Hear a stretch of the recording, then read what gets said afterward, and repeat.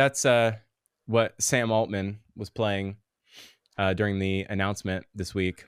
I think he had to. The operator announcement was a must. It was a must. The operator announcement was amazing this week because it was Brian. It was as if a million retail media last click attribution marketers cried out in fear and then were at once silenced. Dude, I heard them cried out in terror. Incredible. And they cried out in terror and then they were at once silenced. If you're not familiar, quick background. This week, OpenAI announced a brand new product. It's called Operator. It is the first consumer. Well, I mean, let's be real. It's a $200 a month subscription at the moment. But if you wanted to pay $200 a month, you could have your very own consumer AI agent. And it's available right now. You just tell it to do stuff, and it just does it on the web for you. It's so funny. It literally works as advertised. We literally just talked about how this was totally absent from NRS. Like, it's going to happen one day. Yeah, one day. There it is. Literally the next week. Literally here. Yeah. Literally here. And it is headless in the different way. We talk about headless commerce for a long time. This is the other side of headless. It means your head is headless. It's the removal of your head. It is. As a consumer. Let it go. Just yeah. It's like Airheads from Walter Woodman. Yeah, exactly. So really interesting stuff to see. I love every new tech demo. The canonical example is commerce. It's the 100%. Thing. It's the thing. Why? Because commerce is culture. There you go. And also, there's so much opportunity with commerce and Operator. Like, I was just thinking about this. It will eventually fundamentally change how we think about business. And along the way, all kinds of weird things are going to happen because consumers are going to find hacks and efficiencies through Operator that businesses have not accounted for in their strategies. For instance, and this is a really stupid example, and I'm not saying this is exactly going to happen, but I was just thinking about this the other day. Like, I have 3 or 4 grocery stores in my town. They all publish, like their ads for the week that are available online and in text, right? And like, you never know which grocery store to go to because it's like, all right, well, I saw an ad. I see where you're going. Yeah, you can optimize now. You can optimize now. And in fact, you can optimize so well that it will actually make up for the cost of having someone do it for you. So it's not going to optimize the $200 a month cost at this present moment. It's not going to optimize the $200 a month cost at this present moment. That is 100% true, unless you're using Operator to do other things for you as well. Apparently, it's very slow.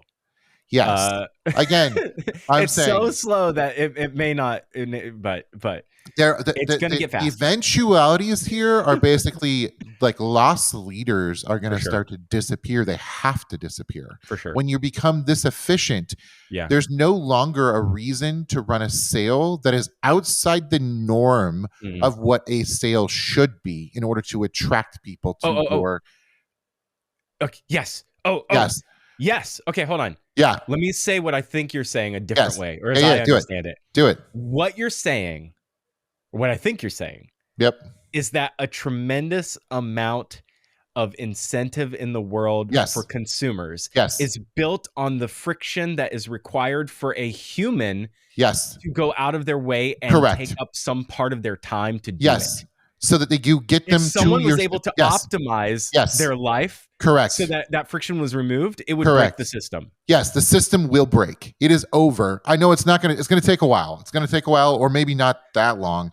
But like all of the tools that we currently everything have. has to evolve. Yes. Oh my gosh. To like think about how to get people into our stores so that they can discover and spend on normally priced products or whatever it is, to our sites, whatever it is. Wherever it is, whatever. To get attention, you're closed off to all of the other outside world. It's over. Well, not really, because we've had we've had Endless Aisle for a while. You do price comparison, but you're looking at one side. You can do price comparison. You're That's looking at right. one side at a time. Your You're looking at attention one side is at a time. finite. Exactly. Right? You But have to do things in a sequential way that requires your time. I'm freaking out on the YouTube right now. If you see me, I'm throwing my hands all over the place. I'm like, agentic attention is infinite. Right. Correct. And that's where now operator. Okay, you're probably screaming right now at me if you're listening and you know what you're talking about. You're like, but I've watched the operator demo, Philip, and the canonical example that you referenced a minute ago is it's literally one browser with one cursor. It is literally like me being autopiloted. It's like it's worse than when I get remote help desk at work. It is a worse version of that. Yep. Right? It's worse than that. It's V1, slower baby. than that, and it's worse than that. But this is, it's V negative one. It's V0. V negative one, yes. This is ground zero of things. Right. What's wild, though, is the way that they iterate so quickly on these technologies is GPT-4, and then GPT-4o were paid level products that became free level products inside of 6 months. And then Sam Altman, 3 days after Operator was announced as the pro level at $200 a month, said, time horizon for Operator at the $20 level, it's a few months away. Yeah. We'll make it available to everybody. It's going to be a thing very soon.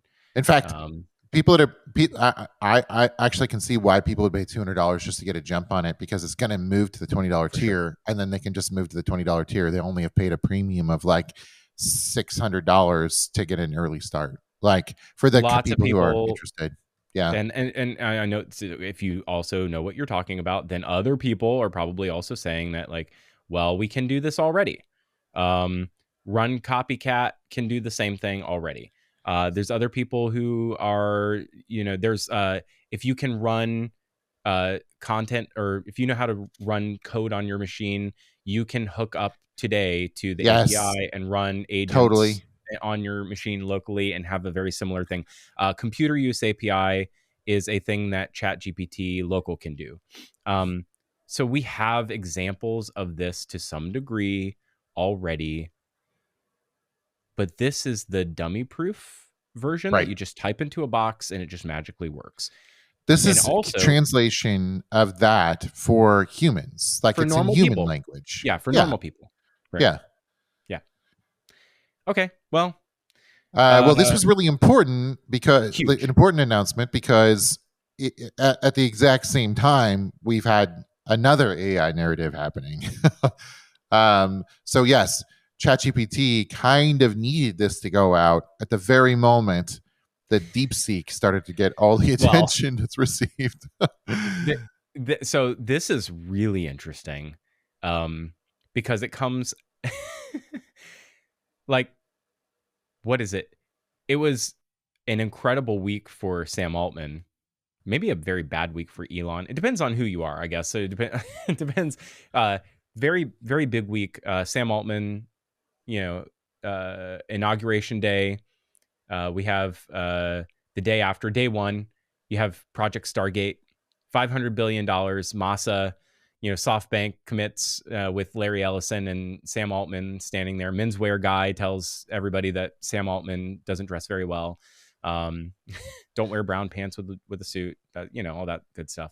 Commits $500 billion to a fund that is. Did you not see that whole thing? I did see that whole thing. The menswear guy narrative on Twitter just makes me laugh so hard. It's actually, he's so brilliant. He's just woven himself into the narrative that was intentional. I love that. I love where you go. Into every narrative. He can weave himself into every narrative. I love it. I love it. I love that he mostly just takes down a certain kind of a political affiliation. Totally. That's kind of his whole thing. 100%. I mean, whatever. These guys dress like trash. Yeah, it's my goodness. So you have that whole thing going on. Then they have the operator announcement, which is its own thing. And then out of nowhere, over the weekend, the entire discourse, it's almost to the level of freak out on the weekend. Yep. It's like the level of freak out of the SVB collapse. That is the level of panic that Silicon Valley and the techno I mean, the sphere was NASDAQ having. took a 3% hit because of the discourse over the Yeah, weekends. 12% dip on Nvidia for DeepSeek. So DeepSeek, can we like explainify DeepSeek for normies? Because I feel like Well, no normal person has ever heard of DeepSeek. the very, very, very, very high level is that DeepSeek is the Chinese competition for ChatGPT. Okay. Yeah. It is a very cheap, very good alternative that is like actively available on Chinese servers. Also doesn't recognize the statehood of Taiwan. That's the thing that's freaking everybody out. So it's open source, which means you can run it on your own servers. And so you could actually take this extremely powerful AI and get it out of China and put it on your own stuff. And it's so cheap. It's so cheap. And it was so cheap to train, which is freaking everybody out. Apparently $6 million to train. You put that up against the apparently, years to train, and hundreds and hundreds and hundreds of millions of dollars to train. Maybe that's just a narrative. Now we're just finding out. Like, you know how enterprise stuff is only like 5% better than like the consumer stuff often, and they charge like 100 to 1,000x multiple of like consumer software. Maybe that's what this has been the whole time. Yeah, I think that the question really here is like, how much of this is real? Like, you're right, it might all be narrative. Yeah. Like, speaking of how much of this do we really want to buy? Yeah, I guess what do you want to believe? I guess is the question. No, I mean, there's all kinds of conspiracy theories about this. I love the conspiracy theories. There's so many of them. Okay, so the first one is the embargo theory. This is one of the reasons that it sort of explains why Nvidia takes such a hit. There's two pieces here. Well, the first one explains that people have thought that Nvidia had such a moat. Okay, so Nvidia has such a moat, nobody can compete with Nvidia because only Nvidia had the technology to run the kind of SOA or system architecture that was capable of running AI in the way that we have it today. First in model creation and then in inference. But DeepSeek runs on AMD. So that kind of breaks that whole narrative. Okay. Right. So there's that. So that is the first big blow in the markets to Nvidia. The second is there's a whole other conversation around at the same time of, well, I think some of this was trained on Nvidia or somehow illegally done in some like backwards deal where they were somehow trained in a way on chips that were sold through shell corporations. This is all conspiracy theory and hearsay. Okay. Yeah. Shell corporations and sold off book. And in doing so, they got around embargoes that you're not supposed to sell, to competition. Like, we're not supposed to be selling these chips to China because we are in competition with China on a global scale. And this is one of those issues, right? Something I said on the podcast last year was the sort of Narcissus mirror is there's this really interesting poetic conversation at the center of AI, is that AI being a reflection of humanity, and lithography and sort of the laser focal point using a mirror to focus a laser, making 3 nanometer chips being the center point of the embargo.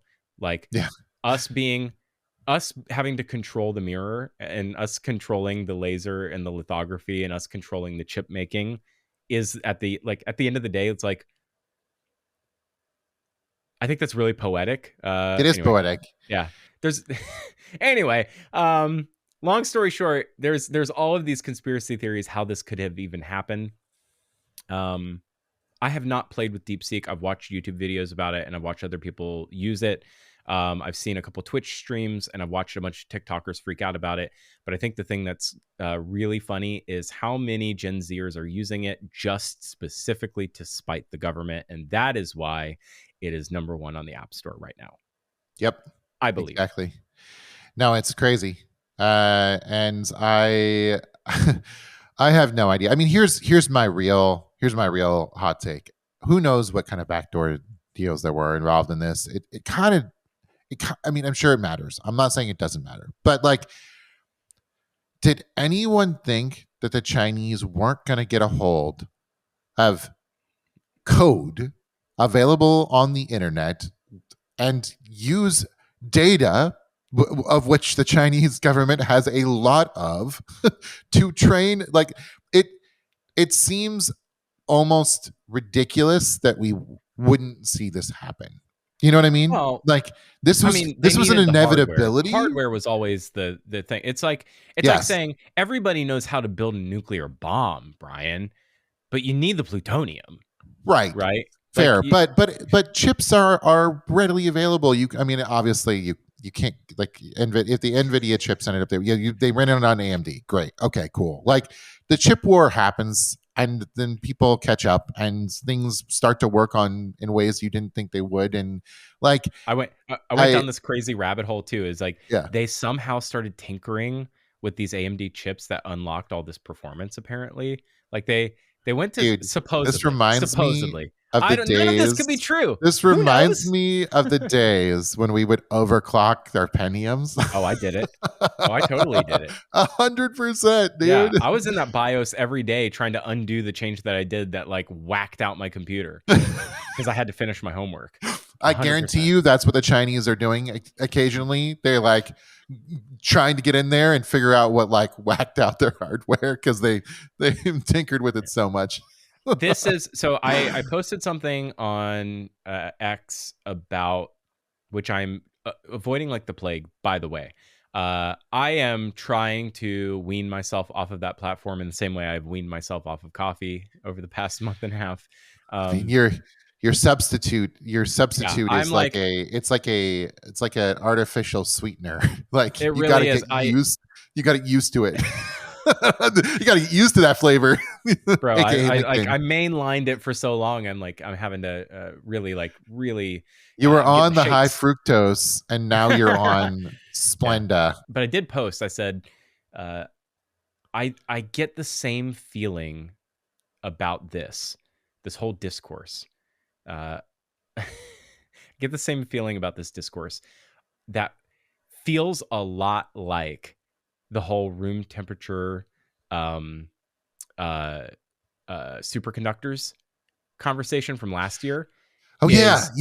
That was the room temperature quantum processing. No, the superconductor thing where it's like magnetic levitation and superconductor, and like we had supposedly one lab was able to do it and they had this breakthrough. But when push came to shove, nobody was able to reproduce it. And whether that's real or it was a fluke, it doesn't really matter, because if it only happens once, it basically never happens at all. And that is, I kind of have the feeling, I don't know if this is real or true or fake or what, but maybe DeepSeek is a fluke. It doesn't matter. This was always kind of doesn't matter. That's exactly right. It's always bound to happen. We're going to make technological leaps, and you will always have disruption in every industry, in every category. I don't know that we all thought it would come this quickly. And we're all better for it, to be honest with you. It's really tough when it's a rival, an economic rival, that we are provoking through economic sanctions. That is really tough. That's really tough. The funny thing is, like, I don't know, it's open source. So like everyone's going to have it. Like maybe if this is like a case of you're right. Flood the zone. That is the best defense. You're right. It's the best defense is flood the zone, right? You can create no economic moat. Right. But let's see. That only worked in commerce, and it only worked in software for about 15 years. True. We'll see. Yeah. It only worked in software for about 15 years because standards, for some reason, and the altruism of people working in concert and unity and harmony only work as long as people, have. I think there's like literally these things go in cycles of generations, and there's a particular type of a generation who is selfless, and then a generation that precedes them, that comes after them, is a selfish generation. Wait, hold on. Okay, I think there might be some truth to this. Hold the phone for a sec. Yeah. So This recently, might be After Dark content. I have a theory about this. Recently, we had the Gen X shorts, which I got roasted for on TikTok, roasted.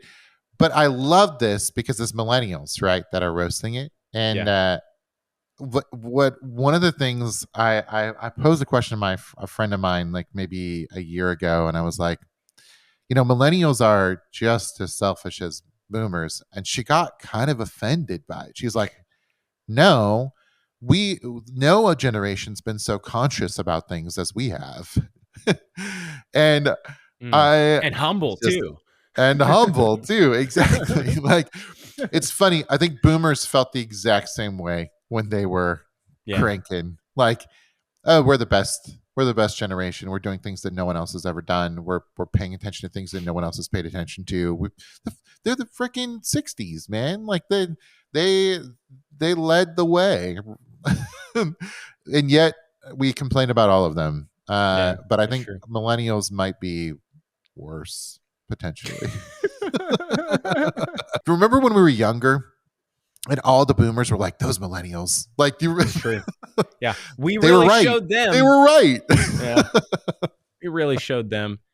There was an article today came out. The yuppies are back. Oh, yeah. I don't know if you saw that. Yuppie. Yeah. Bring on the yups. Yeah, the yuppies are back. It's the Cruel Kids Table on New York Magazine. Social studies column. Brock Kolyar. The cultural ascendancy of the new young right. They took Washington, now they want the rest of America. And says the 80s are back. The young urban professionals, the yuppies, tired of the preachy moralism and ugliness of the 1960s leftism.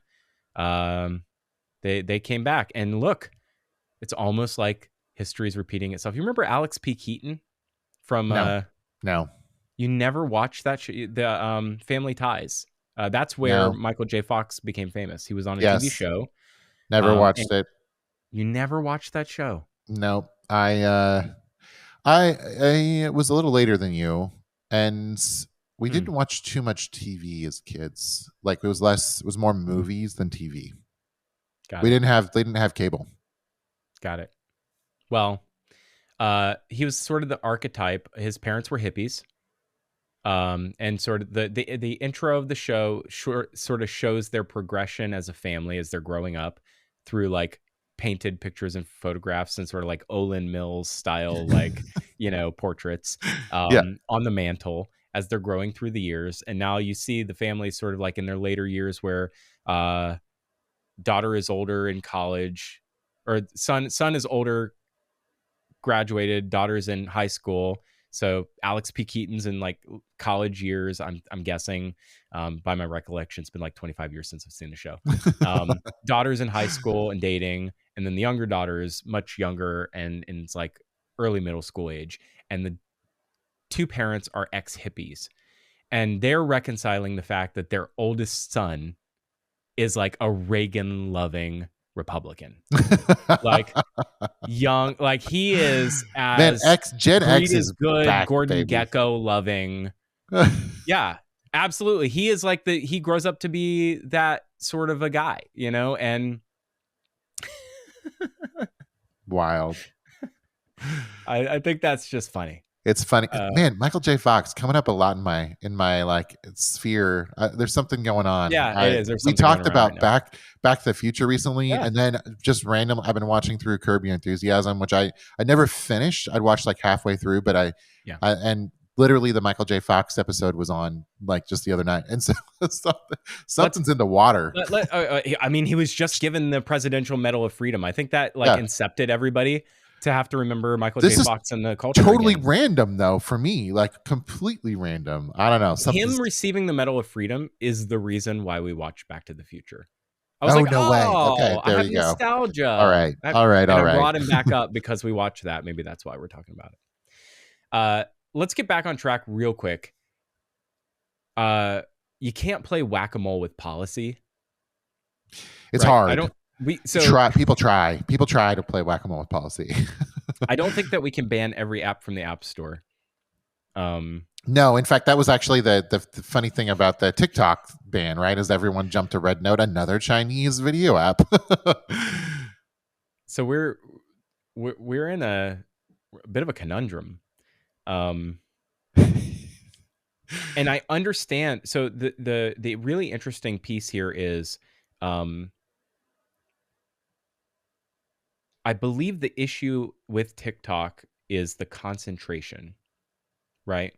So the concentration of the media and the control of how many people, right? And the network effect of how many people, 170 million Americans, spending 2 hours a day on it, that seems very dangerous, right? Yes. So to me, the concentration risk of that alone, and the reciprocity in the United States, like the fact that they ban our media, right? Totally. That to me makes sense. I guess, yeah. I think there's something very like un-American. We're going to rehash the last episode all over again, but I think this is important to talk about. It is. It's something kind of un-American about like blocking out free speech. Yeah. From the party that like has been banging the free speech gavel for the past 8 years. Yeah. Like, let's copy China so that we don't become like China. Oh, wait a minute. It's kind of wild. But I think to your point, like the problem is like when you're mainlining something that it's true. That like that's I think that's the danger. It's true. My contention would be like, let's build better American stories instead of worrying about what people are like. Don't consume garbage. Use agency. I don't know. I don't think banning TikTok is necessarily the answer. I actually don't. Here's a good one. You ready? So, okay, get the government out of my social media. How about this is so far afield. This should have been after dark. This is so far afield. Maybe we'll cover this in the after dark. Yeah, let's save the rest of this conversation for after dark. Okay, so we'll hold it over. JD Vance stands up this week, says, "You know what I want? I want Americans having more babies." Yeah. This is after dark. That's commerce and culture, baby. Oh man. So I think to myself, I'm like, maybe if parents exercised more of their, maybe if parents did a little more parenting. I don't know. Yeah, I'm with you. Yeah. And at the same time, Brian, my kids, they'll come home from school. They're complaining about one of their classmates, and they'll be like, "You're such an iPad kid." And I'm like, got news for you. You are an iPad kid. No, that's not totally true. You've we ruthlessly protect screen time. Yeah, totally. Totally. They've got like 20 minutes of screen time a day. That thing shuts down like Fort Knox. All right. Love that. You are actually stronger on that than even I am. We don't do screens except for schoolwork on weekdays, but weekends, man, I let my kids go crazy and then we'll kick them outside, and then they'll go play outside for like 7 hours. Speaking of which, TikTok, just covering the back half here, TikTok,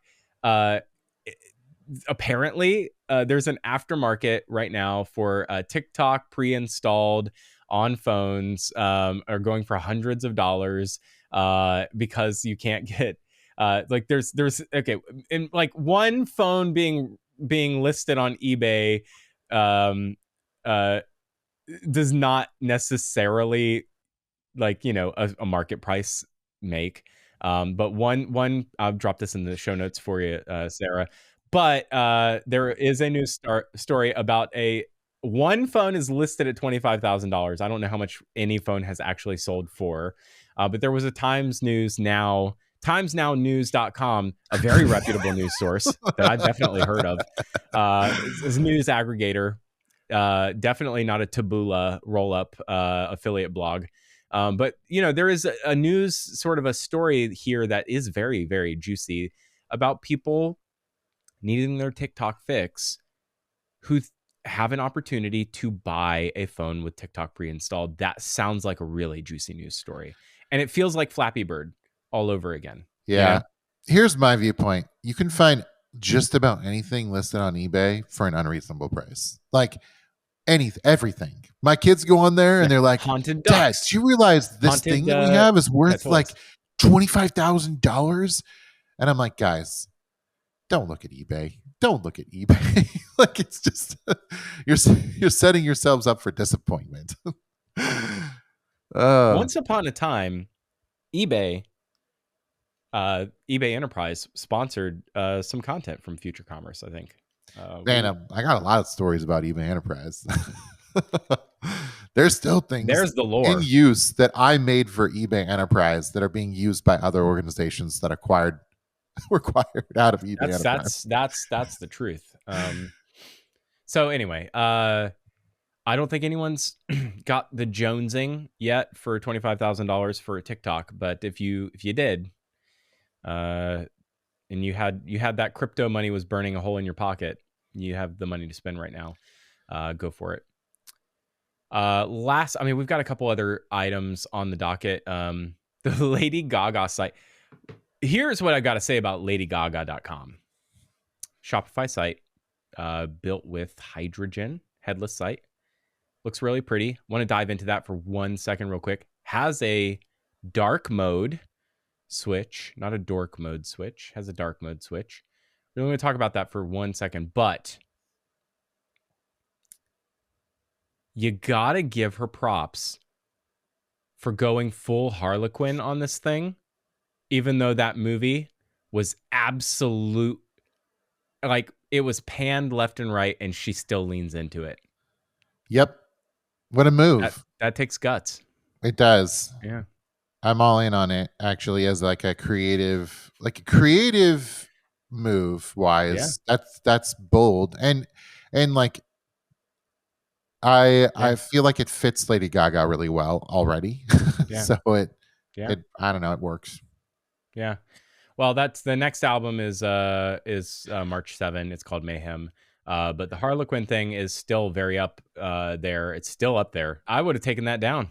The thing about this site that's like you pointed this out is like it is you called this. Like it is cool on the front, but it's and everyone was freaking out about it. They're like, it's headless. It's built on, what was it, hydrogen or something like that? Yeah, hydrogen. It is, okay.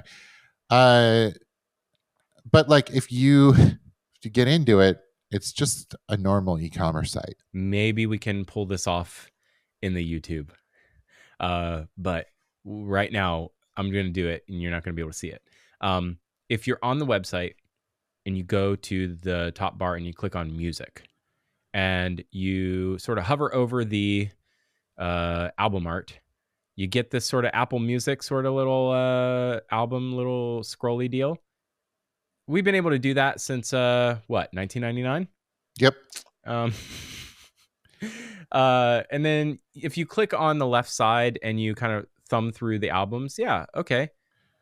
That to me is a level of depth in scroll. Okay. We've been doing this in apps for a long time. We have not been doing this in e-commerce experience ever. And we need that. But this isn't necessarily a shoppable experience. When you get to the shopping, that all goes away. So go to shop up top. I'm kind of messing with it. It's actually kind of breaking for me. Oh, okay. Well, it's pretty. I like it. It looks pretty cool. It does. No, it's a great site. It's fast. Congrats. Hey, Shopify. Actually, we were talking with a friend who shall not be named. who was saying that the word on the street at NRF was that the Shopify enterprise sales team has done such a job over the last year that the death by 1,000 cuts has happened so thoroughly and so methodically and so like insidiously in this industry that over the next year and a half, that the number of deal closes and logos that Shopify will have announced over the next little while, that the like the level of winning that they'll have won, like the game's over, that they have won. And I'm like, I love hearing the rumor. I want to see it. I want to see it actually play out. I hear the rumors. I want to see it play out. Totally. You know what I mean? Totally. Well, it's been 2 NRFs since the Mattel site was announced. Yeah. And I am sure, I think that there was a site that no, there's sites. Shopify. Yeah. There's so many sites. They've got sites. Are they? Why has it not become like a... It's a thing. It's real... a thing, dude. 78% of retail happens physically. It's, you know. No, I know, but like you'd think that they would be shouting it from the rooftops. Like I don't know. I mean, they are. They're shouting retail media. Advertising is where everybody's making their money. They're not talking about e-commerce. Where are they talking about e-commerce? Nobody's talking about e-commerce, Brian. Upcoming at Shop Talk, actually, retail media, big deal. They've got a whole section dedicated to it. So that's true. That's true. And shout out to our friend Kiri Masters, has a whole new channel. She just launched over on YouTube. It's the Retail Media Breakfast Club. You should go check it out. It's daily 6 a.m. I get up now because I'm an old man. I wake up at like 5. So while I'm having my coffee, it pops into my feed. I have it set to notifications on, get my daily 10-minute fix of retail media every day. And I love her programming. 10 minutes, super easy. Kiri kills. She's great. Crushes it. She's back at it with renewed vigor. Very exciting for her. She's like, she said she was retired, and I was like, "There's no way." Never. You feel the call back to this industry. I think that's interesting. I rarely see someone like end up leaving that really gets into it. Like that builds a network in this industry. It's like, it's hard to get out. There's a lot of good people and it's just fun. Every time I think I'm out, they pull me back in. I want to cover one more thing. I want to hit the Starbucks commercial here. Yeah. In the After Dark this week, which is only for members, you want to hear it, got to go to futurecommerce.com/plus, join the membership. If you had joined the membership, you wouldn't have had to listen to all these commercials. You wouldn't have had to listen to my pretty voice deliver all of the wonderful advertising partners and all of the messages that you have heard throughout this lovely 39-minute runtime. For all of the effort and support that you give to us, we love you for it. There's a lot of bonuses. You get a lot of benefits. Go to futurecommerce.com/plus and join the membership, and we do appreciate it if you do. Thank you for all your support over the last 8 years of Future Commerce, coming up on almost 9 years of Future Commerce. But I want to cover this like vicious attack of a Waymo in Los Angeles that they caught on film. That was. I cannot wait to talk about that. Especially given like you and I have been in a Waymo multiple times now. Can you imagine being in a Waymo while that thing's getting attacked? That's scary. That's kind of freaky. Yeah. Also, I think there's just so much to say. Like this hits so many trends we've talked about already. We're also going to cover the death of David Lynch. You wrote a beautiful piece on David Lynch's passing. I want to cover that in the After Dark. So if you're not subscribed, if you're not part of the membership, go get on there. So okay. Starbucks. Is that our last topic? I think that's our last topic. Okay. All right. I go to Starbucks every day. You know this. You know this about me. You are the biggest Starbucks customer that I know. I probably am. Yep. Yep. unapologetically so. You've been I cutting don't back. mind Starbucks. You've been cutting back, not just on Starbucks, but on coffee in general. On coffee altogether. I'm sad about it. I don't think I'm. As I sip my coffee. I actually, as I started cutting back, I was getting the nitro. I was getting the nitro. I drank nitro exclusively for Bro. That is 7 crazy to years. me because I drink a lot of coffee and nitro messes with me. I was doing 2 a day. That will mess you up, dude. I was doing 2 a day. And sometimes it would really mess me up because I would order one and they would sometimes be like, oh, they love me there. They're like nice to me. And they're like, I'm their regular. They know me by name. And then they'll like hook you up with things that you're not asking for. So then they'll give you a coffee on the way out the door. And I'm like, you guys, I think you're going to kill me. And then you have a coffee that you didn't ask for. And I'm going to drink it. So then I'm like, I have crushing anxiety now. So now I'm like, I need to, I don't know why my heart is pounding and I feel like I'm going to die. So I was like, I need to lay off. Why do you think people combine cigarettes with coffee? Because they kind slow it back down, baby. I basically, I kind of got to the point was like, I need to lay off the caffeine. So I've been slowly weaning myself off the caffeine, but I'd still go to Starbucks. And about a month ago, they started leaving little notes on my cup. It's really cute. You just thought they were being nice to you, but really it was the run up to a new campaign. Well, I didn't know it. I thought maybe they were hitting on me. Yeah, they were. I don't know.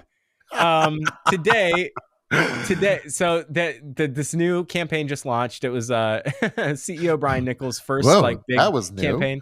Came out by Anomaly, or created by Anomaly's brand studio, and it's the title of the campaign is called "That's Not My Name," set to the eponymously named song "That's Not My Name," and the Starbucks Sharpie is back, and today is the day after. And they're writing on the cups. I was in the test market. Apparently, I was in the test market where they started writing on stuff. And I'll show it on the YouTube. Here we go. Is that today on my, that's not going to focus. Hold on. I see it. Focus. It says thank you on my, the picture. I'll put it up here. It's cool. So it says thank you on the bag. And then I have my cup right here. You can see I've had exactly 4 sips out of it. It says, "You're awesome" on my cup. Look at that. You're awesome. You're awesome. They spelled "you're" right. That's a relief. And they spelled "you're" right, which no, they are awesome. Spelling "your" is actually the true the surprise and delight moment. That's the way to my heart. Yeah. That to me, I kind of love this campaign. I love it. I like it too. So here's the thing: Starbucks commoditized itself to win some dollars, and they saw a lot of competition in the craft space, and they knew they weren't going to be able to outcompete those craft roasteries. So they were like, "Sure, well, if we're getting pushed out of that because we can't keep up with it, we can't do the micro thing as well as people can. We're going to go 2 routes. We're going to go insane roastery, like we're going to have the coolest roasteries in town in big cities and make people realize that we can make serious coffee. And let me tell you, they can in those roasteries. They're so cool. The Reserve is so cool. And we're going to go extremely mass, and we're going to do the McDonald's thing, and Starbucks is going to be everywhere all the time at once. Microwave food. Yes. Crappy coffee. Yeah. Here's what I think is super interesting. I think the roasteries have done very well. Very well. And now they acquired a company called Clover. And actually, I remember when they did this, I went into their offices. A friend of mine's dad worked at Starbucks at the time, and I got to try the Clovers after they acquired them, which was super cool.